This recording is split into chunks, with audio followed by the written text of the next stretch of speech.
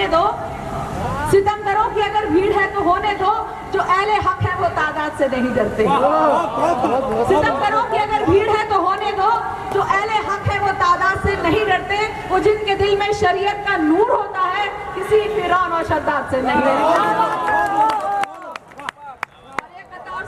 चाहूंगी, देखिए हम तो किसी सियासतदान से हमारी ना कोई दुश्मनी होती है, ना ही हम किसी का फेवर करते हैं। हम तो एक बात कहने का जरिया निकालते हैं कि सुनिएगा, ज़बां से ही किसी किरदार की पहचान होती है, आया आंखों में हो तो फिर नजर ईमान होती है।